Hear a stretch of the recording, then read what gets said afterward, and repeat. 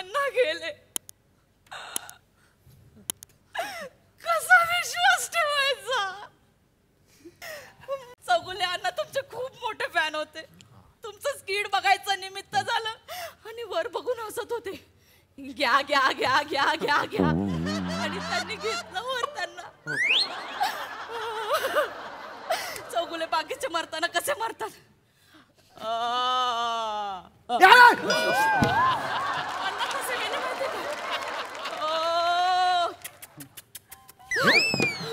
अण्णा असे गेले? परत उठले ते. मला बोलतात वने जातो ग.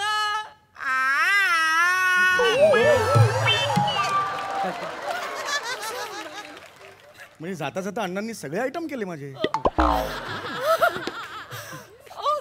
स्मशानात तर कवटी फुटता फुटत नव्हती. शेवटी ओंक्याने दाराचा आवाज काढला. ओंक्या काढ रे. इकडे तिकडे टॉक. एवढंच काय ते झालं.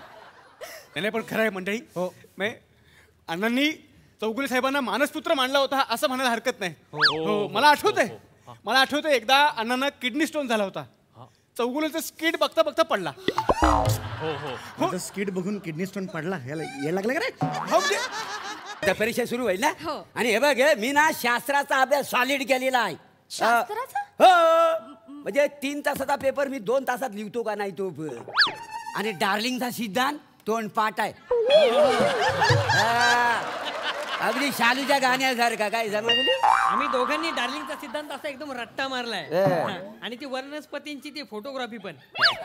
ऐका ओ ते ना डार्लिंगचा सिद्धांत नाहीये, तो डार्विनचा सिद्धांत आहे. आणि वनस्पतीची फोटोग्राफी नाही, त्याला फोटोसिंथेसिस असं म्हणतात. असं शास्त्र आहे. 1 मिनिट, आज शास्त्राचा नाही इतिहासाचा पेपर आहे. पेपर? हो नक्की मॅडम. हे मेलिया तू वेळापत्रक बघितलं होतास ना?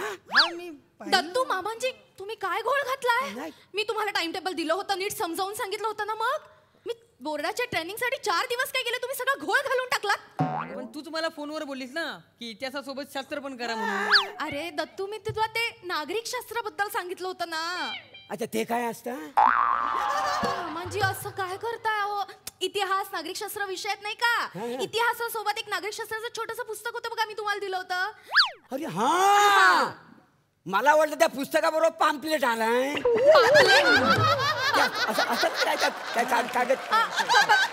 माझं लग्न मोडतं याचं दुःख कुणालाच होत नाहीये. काय फॅमिली यार आहे काय? अरे वरी तयारी जवळजवळ फसवणूक काय वरी तयारी. नाही ऐका ना गौरवजी, तुम्ही जाणं इथून. अरे जाणं काय जाणं, लग्न माझं कुठं जाऊ मी ते तर सांगा मला. आपण असं काय करताय? काय अडतंय? आता तुमच्या नातेवाईकांनी सुद्धा मान्य केलंय ना. अरे बाबा पण आम्ही 1000 पत्रिका छापल्या, त्याचं काय करायचं? त्या पत्रिकांचं काय घेऊन बसलायत? 1 मिनिट. ऐका ना. हा तुमच्याकडे पेन आहे? पत्रिकेत थोडी दुरुस्ती केली. नाही म्हणजे गौरव मोरेचं नाव त्याचं ऐका तरी पाहिलं. ऍक्च्युली गौरव मोरेचं नाव खोडून तिथे एक बाण लिहून असं वरती अक्षरशः गदगदायला झालंय मला. आज तेही गोंधळतील की नेमकं कुणाला पुन्हा गाडगी द्यावं. गौरवजी सगळ्यांना सगळं मान्य. तुम्ही प्लीज जा इथून. यांना काहीच वाटत नाही माझं लग्न मोडतंय तर. यांना काहीच वाटत नाही. हे खुश आहेत सगळे. वनिता यार काय आहे जवळजवळ सगळी फसवणूक आहे. वनिता यार आता मी काय करू सांग? गौरव प्रॅक्टिकली आता मी तुझ्याशी लग्न केलं, पण माझ्या मनात आधीचाच मुलगा असेल तर आपला संसार सुखाचा होईल का? अरे वने पण आता आपलं लग्न आहे ना यार. तुला चांगला जोडीदार मिळेल ना. हो गौरवजी. हो ऐका एक गुरुजी हे घ्या तुमच्याकडे.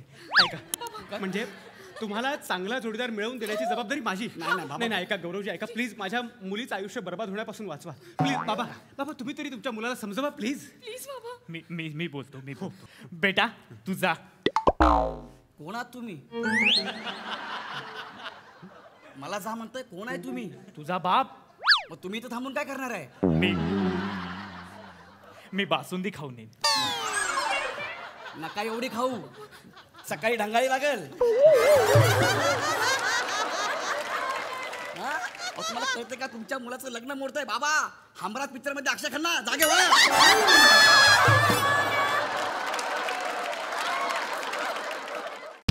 पूर्ण एपिसोड पाहण्यासाठी डाउनलोड करा सोनी लिव्ह ॲप.